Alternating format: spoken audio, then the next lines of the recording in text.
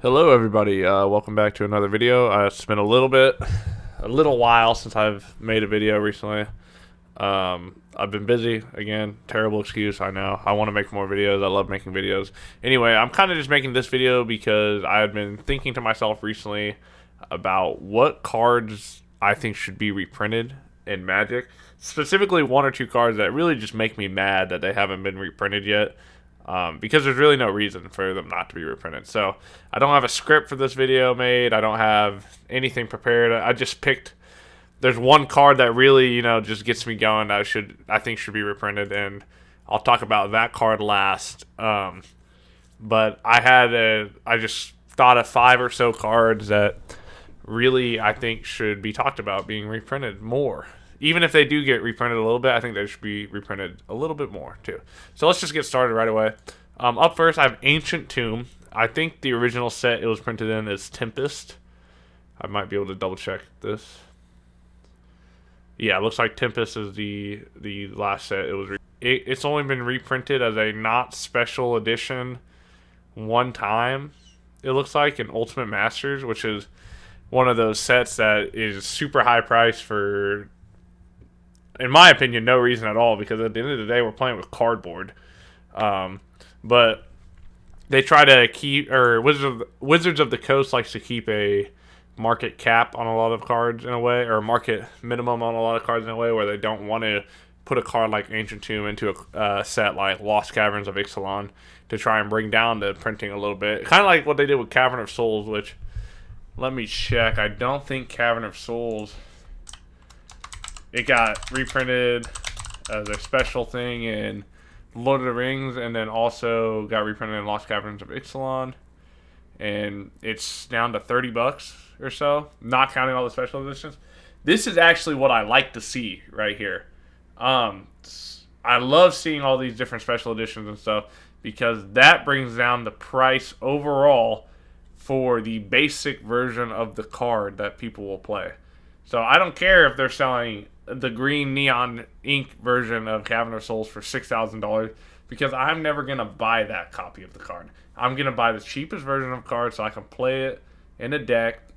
At this point, when we get up to cards that are worth hundreds of dollars at a time, I'm all for just proxying and printing cards, But if you keep ticking down cards with reprints and you keep lowering prices to make them more accessible for other players, then the argument for proxies can kind of go away. But right now, as a game, it is the game state that we are currently in, I think it's completely justified to proxy any card that you want. So Cavern of Souls, just off the top of my head, the first one was Ancient Tomb. Cavern of Souls isn't on the list, but this is an example of the direction I want to see them go, because Cavern of Souls was an $80 card at one point in time, and now we're seeing it down at $30. So it's being reprinted, and I want to see it get reprinted more. I want to see it be reprinted into the ground, right? I want the price to drop. Of course, that's never going to happen. We can only dream, but it is a dream that I'm willing to talk about. So Ancient Tomb, it sees a lot of play in EDH, especially. I think that's probably the most played format for Ancient Tomb. I might be making that up. CEDH loves Ancient Tomb. I think there's just no reason why it can't just be reprinted. If we look at all the versions, there's a list reprint, there's Zendikar Expeditions, there's a From the Vault reprint. You're telling me you couldn't print this at Mythic and Lost Caverns of Ixalan? It fits the theme perfectly. Why couldn't we have Cavern of Souls and Ancient Tomb? I don't think there's a real reason for that besides corporate greed.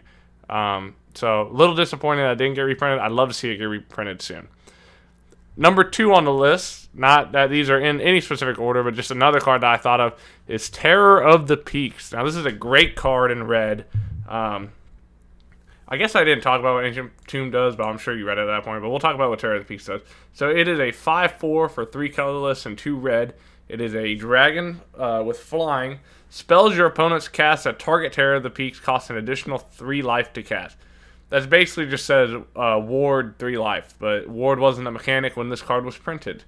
Whenever another creature enters the battlefield under your control, Terror of the Peaks deals damage equal to that creature's power to any target. So this card does really well in decks like Kranko or something like that, where you're going to be spamming a bunch of creatures. So you can deal 1 damage, 1 damage, 1 damage, 1 damage, or anything like that. It also goes really well in decks that play big body creatures. So like Rakdos, Lord of Riots. Rakdos, Lord of Riots loves playing creatures for really cheap or even free sometimes. If you're playing a 15/15 for cheap and you get to deal 15 damage to any target on ETB, that's pretty good.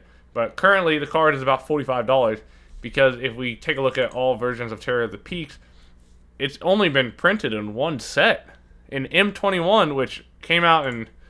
When did M21 come out? 2020, right? Technically. That's a gun. 21 was released in 2020. I know that's kind of backwards how they used to do core sets and stuff. It's 2024 right now. It's January 3rd, 2024. Why have we not seen a... Well, I lost the card. Why have we not seen a Terror of the Peaks reprint in almost 4 years? There's no reason for it not to get reprinted. Dragons is a very, very loved archetype of creatures, a very loved tribe. We had 2 Dungeons and Dragons sets in that time. Are you telling me that we couldn't throw a dragon in the D&D set? You're telling me there's no Terror of the Peaks on any of the D&D? Like, I can think of 3 different dragons you can put. It's frustrating. It's frustrating as a player and an enjoyer of Magic the Gathering for them to just let cards sit and marinate at super high prices when they could easily just throw it into a pack, throw it into a set or whatever. The card's already been made. You're not playtesting the card anymore. It's been made. You released it already. Put it in. I love that they're doing special guests now with Lost Caverns of Ixalan. So some cards can be reprinted and not affect draft format, or maybe it does affect draft format. I kind of forget. But you're not affecting standard format. Why couldn't he have been a special guest at some point? He better be a special guest in the future. He better be reprinted in the future. There's no reason for him to be $45. Anyways, sorry. I know I'm just like complaining this whole video, but like stuff like this is frustrating because as a person who loves Magic, I want to get other people into Magic, and I want other people to play the game with. I want to enjoy the game with other people. But it's hard to get other people to enjoy the game with you when you tell them, oh yeah, you know, this deck is pretty high valued. I got a land in here that's worth $85. And they're like, $85? I'm never going to spend $85 on a piece of cardboard. Because you probably shouldn't spend $85 on a piece of cardboard. I think that's very fair. Unless it's some, like, super rare limited edition, or it can change the oil in your car for you, or something like that. There's no reason for cardboard to cost this much. Anyway, the third one, again, not in any order, but just a card I thought of, is Lotus Pedal. Now, you know, it only says it's worth about $15 right now. We'll just call it 15. It's been very up and down, as we can see from this graph right here.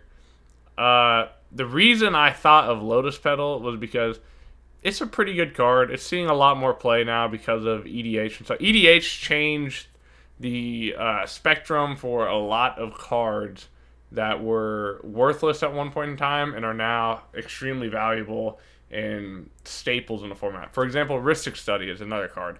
Rhystic Study got printed in Wilds of Eldraine recently. I think it should be printed into the ground. You know, same thing like I'm saying with Cavern of Souls. There's no reason for it not to be printed more. It helps everybody. However, cards like Lotus Pedal, let's look at all versions of Lotus Pedal. It's another older card. You know, it started getting printed, or it didn't start getting printed. It started seeing more play after it initially came out. And now they've reprinted it in the list, which the list doesn't count. It doesn't count as a reprint. Let's not kid ourselves here. It was a Masterpiece series, Kaladesh Inventions, which is a whole nother set thing. It's like special guests before special guests, which was weird. And I wasn't really a fan of Masterpiece. And then From the Vault set, which is a special edition set. It hasn't been reprinted since Tempest. It's the same issue with Ancient Tomb, sorry. Why am I stuttering? It's the same deal. You know, the price is a little cheaper right now. It was higher at one point in time. I'm almost certain. I might be lying. Yeah, look, it came down from... It used to be around 20, 25 bucks. We'll just call it 25, yeah. It used to be around 25 bucks. It started coming down. Reprint it. There's no reason to reprint it.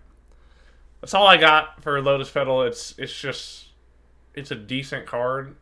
A lot of artifact decks want it. A lot of decks that need quick mana want it. I got nothing else besides that. There's no reason not to. I can't think of any reason not to reprint cards. You know, if I could, I would give you. I'd play devil's advocate. And I would think of those reasons, but I literally can't think of them. So for the fourth card, now this is a bit of a reach and a bit of a out there card to pick.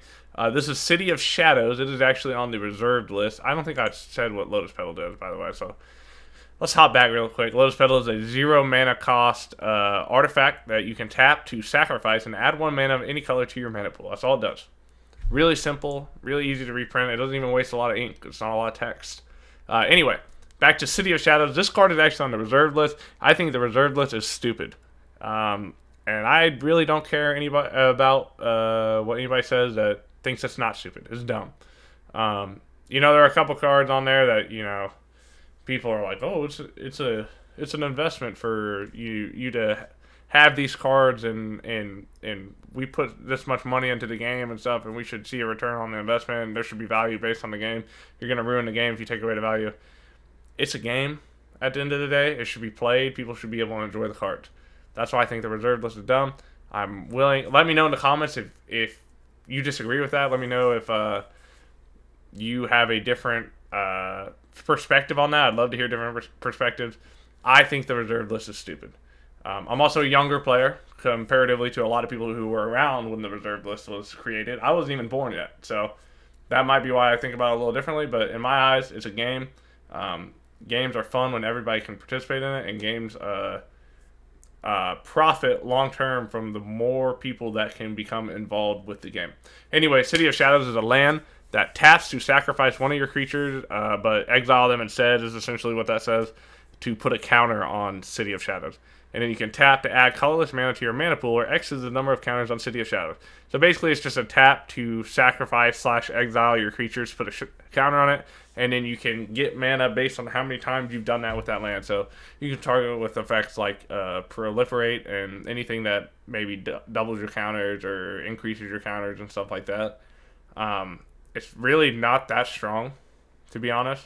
It's on the reserved list, and Ancient Tomb is not on the reserved list, and Ancient Tomb is valued at a much higher price point than City of Shadows is. So, but I think that we are losing opportunity to have cool cards in our collections and cool cards in our plays that aren't just the Power 9 and the Black Lotuses and the Moxes and stuff like that. But City of Shadows, I think, is a really cool card and a cool idea that isn't going to see any play because it's stuck on the reserve list, and people aren't going to go out there and get it. Now, am I saying that if it got reprinted, everyone's going to put a copy in their deck? Absolutely not. It's not that good of a card. Do I think it should be $23.73 for a heavily played version of this card to put it into a deck to play with in 2024? No. I absolutely don't think that should be the case. And that's why I think it should be reprinted. This is the stand-in for me. This card is the stand-in for me thinking that more reserved list cards should be reprinted, because Magic the Gathering is a game, and games should be played. That brings us to our last card, the card that makes me the most mad out of any card in the list, in the game right now, and that is Edgar Marov, the Commander card from Commander 17 or Commander 2017. He was the face commander for the Vampire Precon, the same set that the Dragon came out in, I believe. I didn't double check anything before this, so that might be wrong. Edgar Marov is a Vampire Knight. He is a 4/4 for 3 colorless mana, a red, a white, and a black, so 6 total. He has the ability Eminence, which is the reason why he is so low. One of the reasons he's so low. But whenever you cast another vampire spell, if Edgar Marov is in the command zone or on the battlefield, create a 1/1 black vampire creature token. He has first strike and haste, and whenever he attacks, put a 1/1 counter on each vampire you control. So really, that's just says vampire good stuff in this text box. That's just all of his abilities help vampires. All of his abilities, he does good things off the battlefield too with Eminence, which is why, and it's uninteractable, and a lot of people don't like Eminence. Whatever, I don't care about any of that. I just think that he should be reprinted, and I think that Wizards missed a big opportunity to reprint this card when we got a new Ixalan set, which one of the major 4 tribes in that set is vampires, and we didn't get an Edgar Marov reprint. And it's the same set that we introduced special guests in. Why is he not reprinted? He's not even on the reserved list. It is ridiculous, I think, for this card to spike from, let's look at the chart here, from about, let's just go to the far left of the chart, $75.16 to, he is currently at $159.97. It's over doubled in price since Ixalan came out. It was overpriced at $75 too. It's the only good vampire commander in the sense, it's not the only good vampire commander. That's a lie. It's the strongest one with red, white, and black in the cost. Now, I am a red player personally, and I like vampires too. But if I'm gonna play vampire, then the only affordable vampire commanders are only in black and white that are, you know, decent. Why would I play vampires? You're missing out on a market opportunity for you to just sell more copies of the card. If Edgar Marov got reprinted and dropped his price way below, you know, $80 or whatever he was before, 75, this is a year graph right here. So he's the lowest he was at was $60. I'm not gonna buy him for $60. You know, if he dropped down to about $20, yeah, I'd probably pick up a copy of Edgar Marov. I did that with the Ur-Dragon when the Ur-Dragon dropped down to $20. I've been waiting for it to get reprinted. More people are going to buy the card when that happens. I think it is unfortunate that they didn't reprint it in the set. I do think an Edgar Marov reprint is coming. I think it'll probably happen in the Innistrad set that's coming out in the future. But it is, I think, in my opinion, it is a little ridiculous for you to have a set with vampires and not reprint the, like, coolest, most expensive vampire commander. Like, you're just missing the mark there. And I know you can say, oh, there's all these other reprints and there's all these other stuff we got to put into the set and stuff. But, like, come on, man. Let's not make excuses. There's no excuses to be made here. Edgar has seen one reprint as a Judge promo, which I have no issue with Judge promos. I do think, however, that does not count as a reprint because it's not for the general population. You can tell by the market price of $244, or if I want to add it to my cart right now, it'd be $265 to get this copy of Edgar. Awesome. Like I said, I have no issue with special editions of cards. In fact, I think there should be special editions of cards because then that gives people things to invest in, perhaps. Not that I think it's a good investment, but, you know, you can spend, I don't have it up anymore, but the Cavern of Souls, if I can pull it, how many times did I click around on this? We'll do it here. For the people that have the money to spend on the game and spend on the hobbies that they love, if they want to buy the blue neon version of Cavern of Souls that's $140 and they want to put that in their decks and they want to collect that, by all means collect that. I want to collect the $33, $39, $31 version of Cavern of Souls because that's in my price range. I'm not looking for the serial numbered Paths to the Dead Cavern of Souls. That's $4,200, right? I think that this is healthy for the game because this, you know, can give everybody a little bit of what they want. For the people that love the reserved list and stuff like that, they can have the $6,000 version of Cavern of Souls. They can have the special Judge promo version of Edgar Marov, right? There is still exclusivity in the game that people are seeking for, but there is no reason for them not to make easily accessible versions of other cards. That's about all I have for you guys. Again, let me know in the comments if you agree, if you disagree. I know it's controversial for some people. This is just my opinion. I'm willing to hear your perspective. Tell me in the comments what you think. If you want to see more content like this, let me know in the content. If you agree with me, let me know in the comments. I'd love to hear if people agree or disagree with me, right? Like and subscribe if you want to see more of this. I want to make more Magic YouTube videos. I like Magic YouTube. I like Magic a lot. I know I'm talking really fast and stuttering over my words a lot. I don't know if any of this even made sense, this entire video, but I hope you enjoyed it. I hope to see you in the next video. I hope you check out my other videos on my channel. And if you have any ideas for anything you want me to cover or go over as a channel, or it could be magic related, it could be a video game you want me to play, whatever. I don't care. I just like making content. Let me know in the comments below, and I will see you in the next video.